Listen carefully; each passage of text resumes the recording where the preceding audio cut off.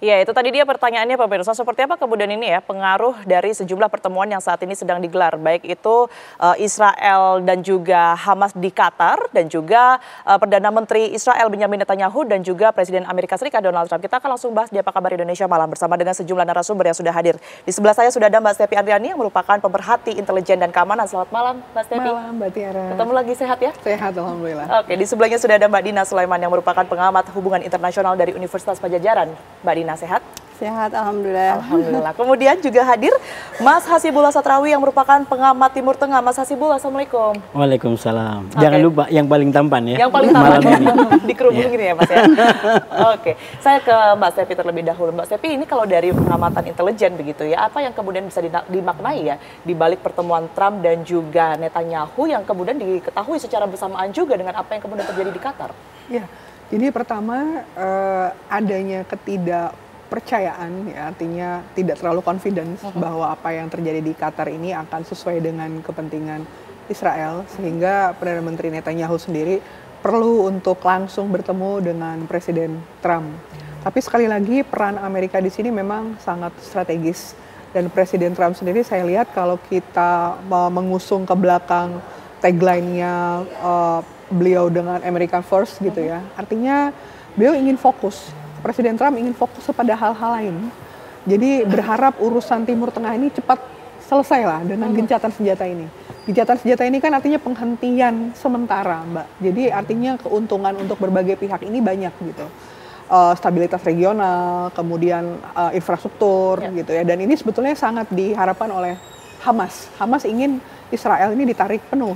Tapi Israel nanti dulu kan gitu. Dia ingin capability-nya Hamas ini yang selama ini dijadikan ancaman ini ya pelan-pelan hilang gitu, karena itu merupakan sebuah ancaman untuk Israel. Jadi menurut saya ini adalah bagian dari penguatan, ibaratnya bargaining atau backup yang mungkin secara langsung diperlihatkan ya, diplomasi intelijen lah kalau kita bilang, ini dibutuhkan oleh Israel. Oke, baik. Kalau dari Mbak Dina sendiri, secara diplomatik Anda melihatnya seperti apa?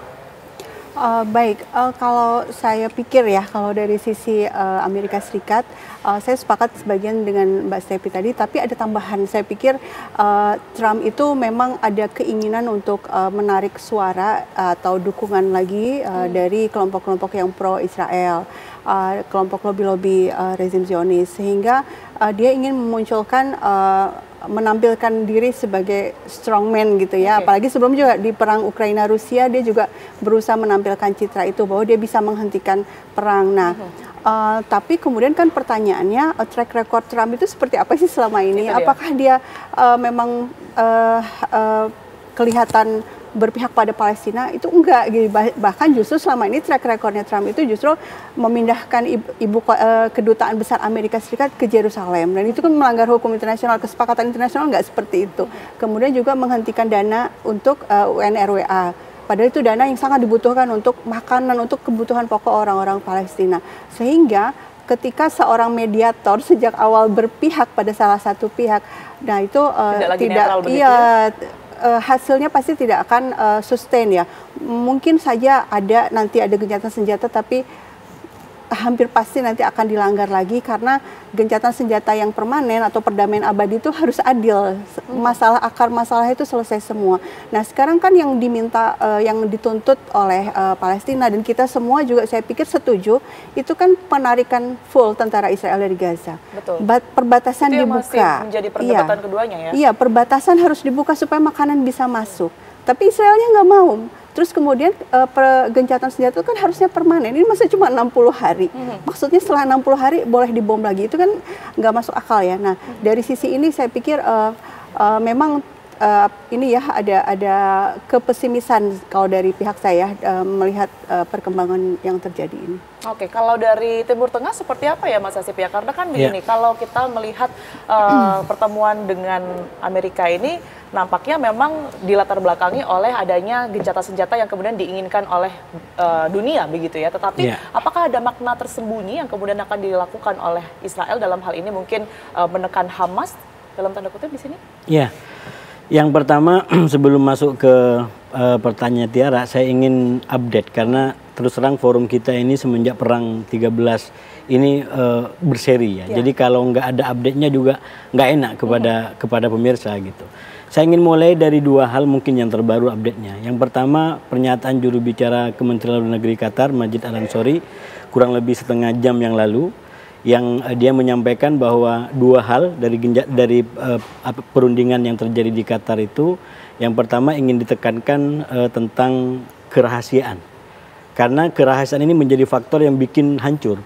Salah satu Israel menjadi begini karena sidang kabinet itu kemarin juga kemana-mana itu kan, dan itu membuat ya istilahnya tidak bisa mudah untuk dikontrol.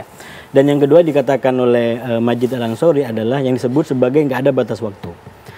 Nah, kalau dikaitkan dengan perkembangan tadi pagi waktu kita, ya, yaitu pertemuan di antara Trump dengan Netanyahu yang kalau kita bandingkan dengan dua pertemuan sebelumnya, katakan yang terjadi di Februari dan kemudian di bulan April, lalu yang hari ini, apa bedanya? Saya memaknai bahwa pertemuan hari ini sebenarnya desain awal, ini desain kayak semacam selebrasi atau bahkan kayak semacam resepsi kemenangan. Ya.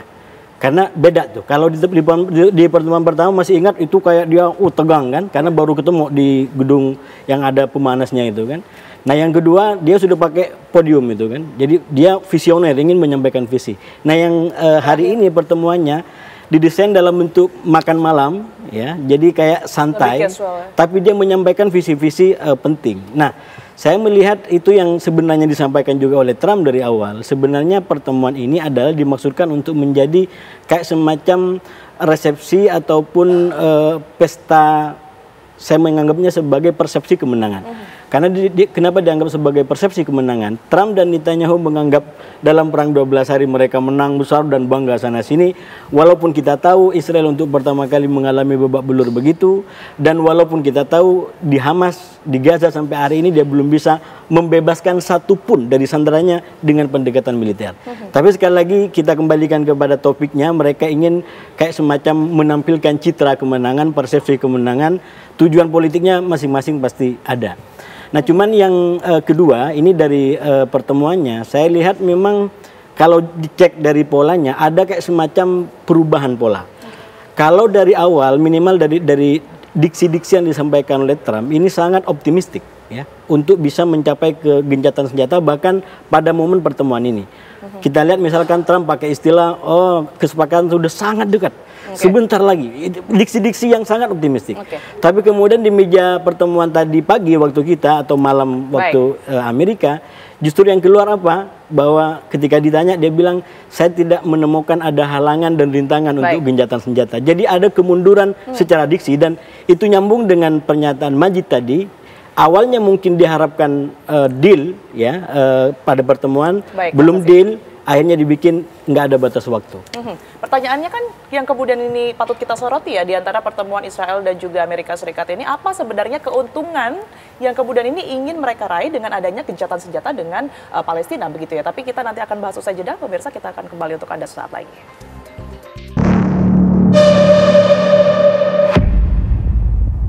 Kembali di Apa Kabar Indonesia Malam, pemirsa, saya akan langsung mengarah ke Mbak Stepi. Tadi ada pertanyaan yang terputus begitu ya Mbak Stepi. Sebenarnya apa sih yang kemudian ini menjadi keuntungan antara Israel dan juga Amerika, terutama Amerika ya, dengan adanya gencatan senjata di Palestina? Ya, jadi yang pertama ketika kita menghitung, ini kan sebetulnya menganalisis, menghitung sesuatu gitu ya yang nggak terlihat antara Netanyahu dan Trump. Mbak Tiara dan Mbak Dina juga tadi Bapak sudah sebutkan bahwa tidak semua publik di Israel itu mendukung Netanyahu sepenuhnya. Seperti misalnya Menteri Ben-Gvir, ada beberapa menteri yang dari sayap kanan yang cukup radikal ya. Dia pingin Hamas ini di bumi hanguskan. Sementara kalau kita lihat Trump ini pingin gencatan senjata. Karena dia pingin fokus kepada tempat lain. Dia mungkin akan fokus ke China atau ke Asia Pasifik, Indo-Pasifik yang menjadi fokus dia. Resource-nya dia pindahkan ke sana. Dengan adanya masalah ini kan tentunya akan mengganggu begitu ya geostrateginya Amerika. Dan kita lihat ketika kita menghitung sebuah ancaman ada 3 hal penting Mbak yang harus dijadikan indikator. Intention-nya, capability-nya, dan circumstances-nya. Nah, circumstances ini yang sedang diciptakan oleh Israel dengan dia menghancurkan 3 markas nuklirnya Iran. Itu dia sedang menciptakan bahwa ini kita bisa kuasai. Tapi intention itu yang paling sulit. Karena kalau saya lihat Hamas ini walaupun kecil, walaupun hanya sekedar proksi, tapi ada dapat dukungan dari banyak pihak loh. Teman-teman yang mungkin selama ini nggak ngikutin masalah Palestina Israel, tapi karena benci sama Israel nggak suka, otomatis mereka jadi ke Hamas. Padahal kita nggak tahu sendiri ya, di belakangnya pun ada Iran dan lain-lain. Artinya kalau pakai bahasanya Rusia itu ada istilah Givrina Voina.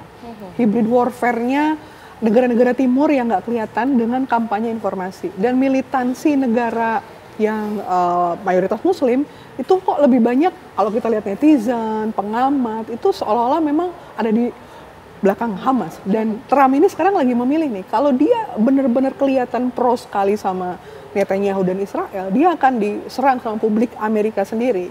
Kita ingat di Amerika Islam juga tumbuh luar biasa ya, cepat gitu. Dan negara-negara lain. Jadi sekarang Israel ini sedang jadi musuh bersama. Baik. Sehingga kalau ditanya 60 hari bisa atau enggak, saya merasa 50-50 nih. Karena masih fragile juga, masih rapuh gitu Mbak. Kalau Mbak Dina sendiri seperti apa? Karena kan kita ketahui juga bahwa pertemuan antara Amerika Serikat dan juga Israel ini kan juga mengundang tanda tanya besar begitu ya. Apa sebenarnya yang kemudian menjadi keuntungan dan juga apakah dengan adanya pertemuan tersebut ini bisa mempercepat perdamaian atau justru semakin memperkuat posisi tawar Israel mungkin di dunia internasional?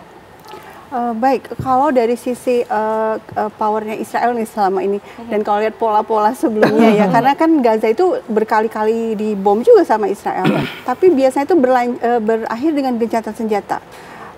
Dan selalu gencatan senjata itu terjadi ketika Israelnya keteteran.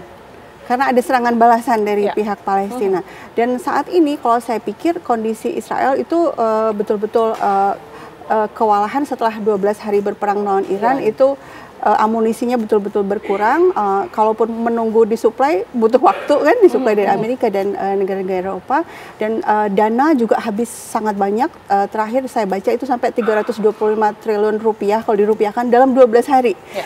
Sehingga di saat yang sama, meskipun memang korban terus berjatuhan ya dibom oleh Israel, tapi pasukan Hamas dan lain-lain, kan sebenarnya yang berperang di Gaza tidak hanya Hamas, ada Hamas, ada PIG, ada PFLP dan lain-lain, itu terus melakukan perlawanan. Dan kita tahu kalau yang namanya perang gerilya itu biasanya pemilik tanah yang paling ngerti seluk-beluknya kan. Sehingga memang keteteran yang tadi malam itu sampai chaos banget tuh, ada puluhan yang terluka dan ada 5 yang tewas serdadu Israel ketika diserang mendadak oleh para pejuang Palestina. Sehingga saya pikir memang saat ini Israel butuh jeda, sehingga dia minta tolong ke Amerika. Karena apa? Jeda itu kan kalaupun ada gencatan senjata, Israel pengennya yang dia penginkan kan diterima oleh pihak Hamasnya. Sebenarnya Hamasnya juga pengennya keinginannya dia juga kan yang ditandatangani. Nah ini yang saya pikir usaha Netanyahu datang dan kemudian agak-agak ambil muka gitu kan ke Trump, itu meminta agar Amerika memberikan tekanan justru kepada pihak Palestinanya agar menyetujui apa yang diinginkan, misalnya 60 hari saja misalnya gitu ya. Mas Hasib, Anda bisa melihat tidak sih bahwa Amerika dan juga Israel ini merupakan semacam jalur bypass diplomasi dari diplomasi resmi begitu ya, yang kemudian ini dilakukan oleh Mesir mungkin atau Qatar atau bahkan PBB begitu ya. Anda bisa telatah atau adanya kemungkinan-kemungkinan ini yang kemudian disoroti oleh dunia? Saya rasa sekarang kekuatan dunia deadlock ya, untuk menghadapi situasi di Gaza. Dan ini menurut saya PR serius bagi komunitas internasional kalau kita ingin betul-betul sebuah tatanan yang adil dan beradab lah bagi semua golongan, terlepas negara dan kelompoknya. Nah, saya tertarik dengan pertanyaan Mbak Tiara, apa kepentingannya? Sebenarnya kalau kita baca ya, ini pasti kalau optimistik seperti sekarang, Hamas jangan lupa, Hamas sangat mendukung ini. Dan catatan Hamas itu cuma 3, yang sebenarnya nggak terlalu sulit. Cuman ini memang ada perubahan, saya mungkin menyebutnya di antara Trump dengan Netanyahu gagal deal. Sehingga tadi pagi walaupun sudah pesta, tapi saya katakan pestanya nggak sempurna. Coba lihat, gelasnya cuma air putih. Kalau di sini air putih kan memang dari sponsor gitu kan. Kalau di sana itu makna gitu. Jadi nggak ada air panas, nggak ada air dingin. Jadi ini kayak semacam apa ya? Sebuah pesta yang gagal besar sesuai dengan rencana. Dan bagi saya yang mungkin menciptakan itu adalah gagal deal di antara Trump terutama dengan Netanyahu. Kepentingannya pasti ada. Misalkan kalau dari Trump kita bisa baca minimal 3 saya bilang kepentingan. Yang pertama, Trump itu punya ambisi untuk menjadi tokoh perdamaian dunia.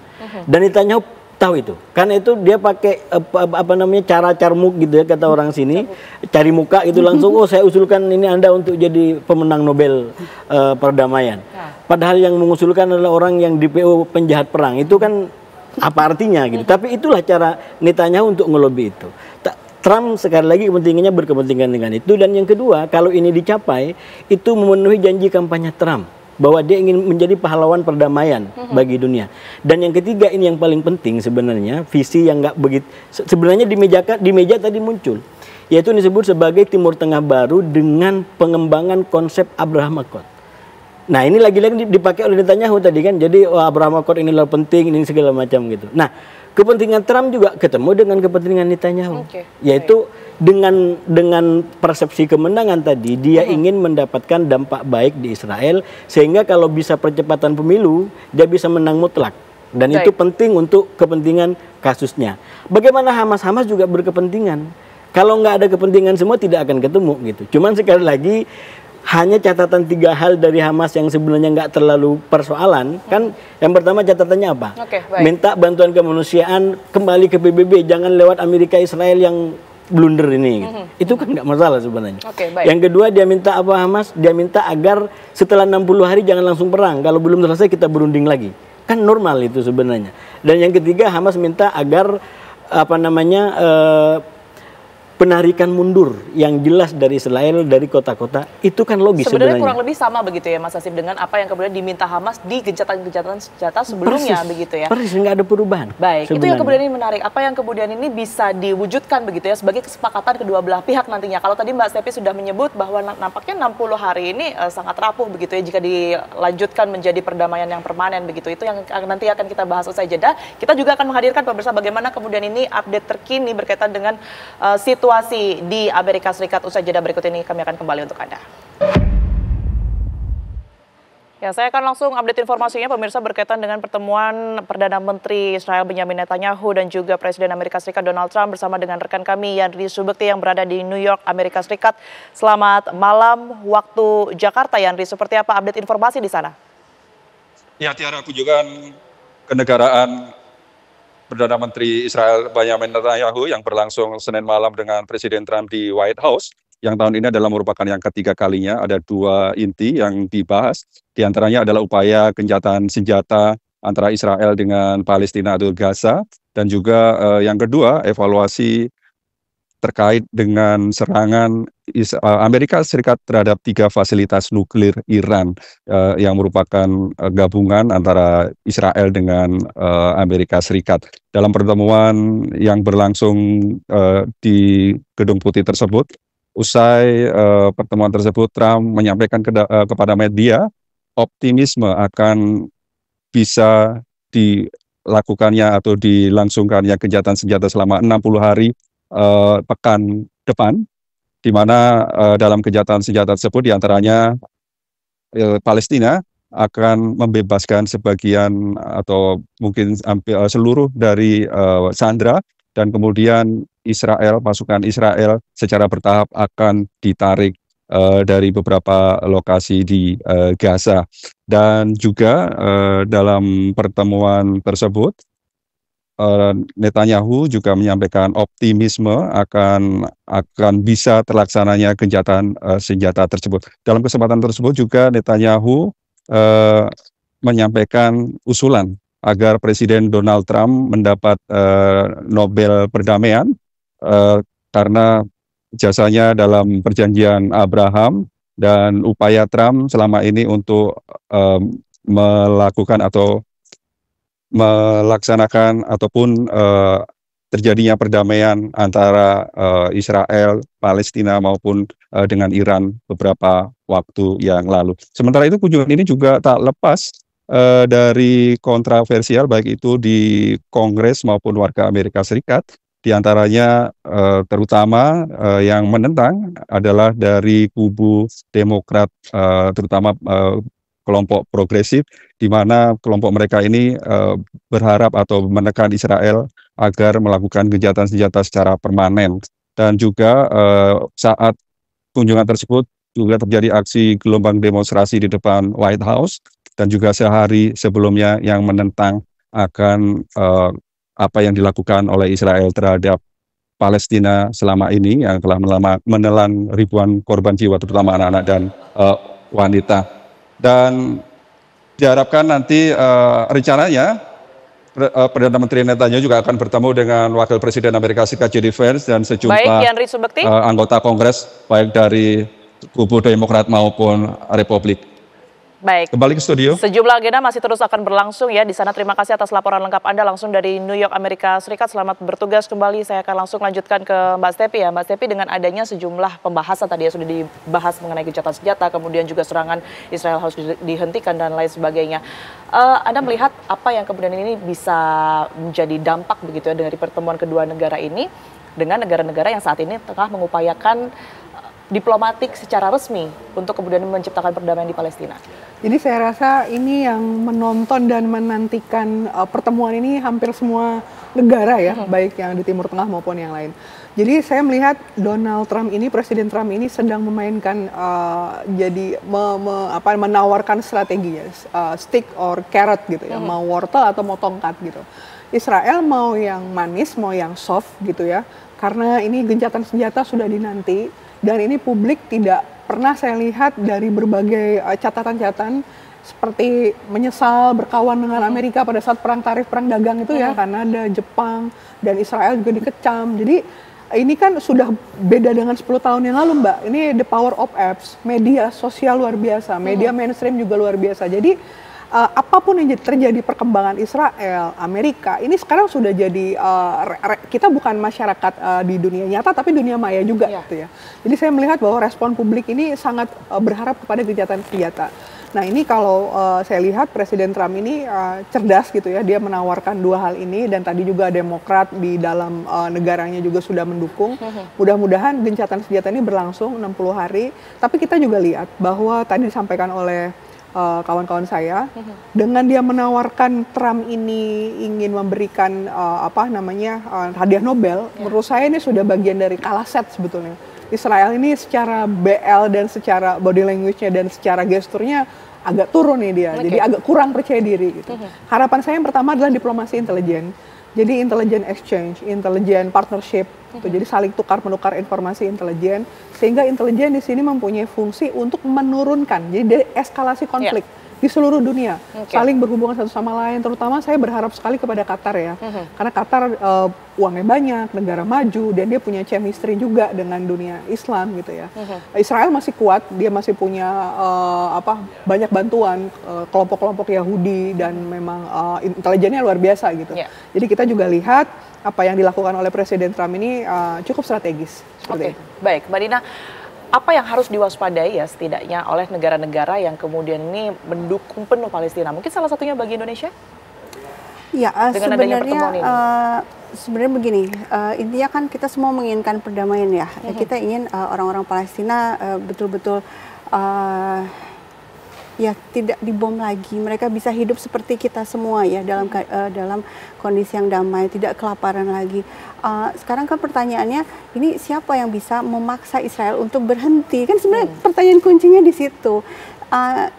Kita memang bisa berharap atau bahkan sangat berharap kepada Amerika. Kenapa? Karena Amerika lah yang pendukung utamanya Israel, 80% senjata dari Amerika. Terus dana hibah loh, jadi bukan benar-benar ngasih uang gratis gitu Amerika itu kepada Israel. Berarti sebenarnya Trump itu punya power yang sangat besar untuk menekan Netanyahu supaya berhenti ini. Nah sekarang saya pikir bolanya memang ada di Trump. Dia mau nggak menggunakan power yang dia punya, atau dia menyerah pada tekanan fundingnya dia gitu kan, memang dia dapat dana kampanye juga dari kelompok-kelompok yang pro Israel. Dan kalau negara Islam dan termasuk Indonesia juga, apa yang bisa kita lakukan? Antara lain juga meminta kepada Amerika Serikat memberikan tekanan. Jadi masyarakat sipil sekarang kan gerakan-gerakan melalui demo, melalui media sosial itu kan menyeru kepada Amerika, stop arming Israel gitu, berhentilah mempersenjatai Israel. Tekanan publik sedunia termasuk dari Indonesia itu penting sekali untuk mengupayakan agar kebijakan luar negeri di Amerika Serikat ini berubah, tidak lagi mendukung Israel tanpa syarat seperti sekarang.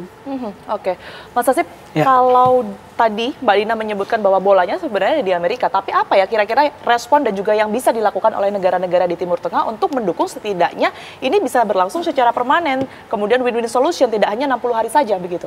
Ya, sebenarnya kalau negara-negara di Timur Tengah, terutama di Teluk, ingin betul-betul ngasih pembeda kepada Trump, ya lewat jalur ekonomi dan uang itu bisa. Yang ngasih hadiah kepada Trump siapa? Hadiah pesawat, Qatar. Jadi sebenarnya kalau kita ingin menggunakan money sebagai instrumen untuk menekan Trump, itu bisa negara-negara Arab Teluk untuk memainkan itu. Dalam pengertian merasionalisasi hubungan. Walaupun itu lagi-lagi membahayakan. Nah ini Timur Tengah ya, nggak bisa kita, ketika Teluk bicara begitu, dia mengkalkulasikan bahayanya kepada terutama negaranya sendiri yang katakanlah kerajaan misalkan, itu pasti dihitung. Sebenarnya kalau main kartunya banyak gitu. Cuma masalahnya mau dipakai nggak kartu itu. Dan kalau dipakai membahayakan dirinya nggak. Nah ini yang kedua ini kebanyakan membuat negara-negara ambil sikap, aduh kita nggak bisa maju lebih lama lagi, dan itulah yang kemudian membuat negara seperti Palestina menjadi yatim piatu, nggak ada orang yang bisa backup. Nah oleh karena itu menurut saya apa yang di Indonesia bisa lakukan, jangan larut dalam katakanlah pola permainannya Netanyahu. Ayo kita fokus dengan tugas luar negeri kita, dampingi Palestina. Kenapa pertemuan dengan Prancis nggak terjadi? Kan Prancis rencana mau bikin pertemuan sama Arab Saudi. Nah itu menurut saya pertemuan yang sangat penting justru, karena itu akan membuat daya tekan kepada Israel lebih kuat. Yang dulu negara-negara Eropa banyak backup Israel, sekarang sudah mulai banyak yang mendukung Palestina. Nah itu yang menurut saya bisa dimainkan oleh negara-negara seperti kita di Indonesia. Galang negara-negara luar untuk makin banyak mengakui Palestina. Jangan selalu terbawa dengan cara permainan Netanyahu, terutama dengan serang menyerang begini. Ini belum selesai dia udah serang Yaman. Serang Yaman, nanti kita ke Yaman lagi kan. Sebenarnya ini cara main Netanyahu aja untuk mengalihkan dari satu titik ke titik yang lain gitu. Oke, baik. Mbak Septi tadi sempat menyinggung berkaitan dengan diplomasi intelijen begitu ya. Apa langkah konkret yang kemudian ini harus dilakukan sebenarnya untuk setidaknya mewujudkan hal ini? Ya, jadi ketika kita menghitung ancaman itu Mbak, threats itu adalah intention dikali capability dikali circumstances. Sekarang kalau kita mau menghilangkan threats artinya ancaman dari Israel, minimal antara intentionnya Israel, circumstancesnya dan capability-nya kan harus ada yang dinolkan. Niat agak susah nih Mbak, karena final interest-nya nggak selesai gitu. Capability Israel kuat, banyak hal yang dia punya. Nah paling kita main di circumstances, di lingkungan yang harus kita nolkan. Artinya intelijen dengan diplomasinya, dengan negara Teluk tadi disampaikan, dengan Amerika, kemudian BRICS-nya, kemudian ASEAN, kita sama-sama mendorong agar tadi teman-teman kita yang di Palestina, saudara-saudara kita di Palestina bisa dibantu. Kita berikan bantuan dalam bentuk apapun, dan yang paling penting adalah bagaimana Israel tidak bisa menduduki, kan seperti itu ya. Tadi masalah kerjasama misalnya Turki, kita bicara dengan negara-negara Teluk, intelijennya, diplomasinya, pertukaran. Artinya di sini kita memang harus menjadi yang pernah saya sampaikan sebelumnya, middle power di sini, negara yang punya bargaining. Kalau kita hanya misalnya mohon maaf hanya dengan demo turun ribuan orang, itu nggak dilirik Mbak dengan Israel. Kita nggak punya hubungan jelas. Tapi kalau kita bicara tadi ekonomi, bargainingnya, kemudian dengan teknologi, dengan hal-hal lain, kita bisa misalnya masuk lewat teman-teman yang punya ekspor impor lewat Teluk, misalnya Turki, Qatar, Yaman dan lain, itu mungkin bisa. Itu jadi diplomasi intelijen ini tidak harus kita bicara kepada negaranya langsung atau badan intelijen langsung, tapi kita bisa melalui negara-negara yang ada di sekitar. Untuk menolkan circumstances tadi. Karena kan kalau apapun yang dikali nol kan akan nol. Jadi untuk menghilangkan ancaman ini, intention dikali capability, circumstances yang minimum, milih mana yang mau kita turunkan lah. Kalau di nol kan mungkin susah ya, kita turunkan seperti itu. Oke, tentunya kita akan menunggu ya bagaimana keputusan ke depannya, karena tadi sudah dibahas bahwa memang sebenarnya kesepakatan ini menjadi kendala utama begitu, baik itu dari Hamas maupun juga Israel begitu. Tapi seperti yang sudah dikatakan dan juga kita sepakati bersama-sama bahwa Amerika di sini punya peran penting begitu. Peran penting, betul. Sayang sekali waktunya sangat-sangat singkat begitu ya. Kita akan tentunya terus menunggu dan juga berharap yang terbaik untuk perdamaian di Palestina. Terima kasih banyak Mbak Stefi, kemudian juga Mbak Dina dan juga Mas Hasib telah bergabung di Apa Kabar Indonesia Malam. Sehat selalu semuanya.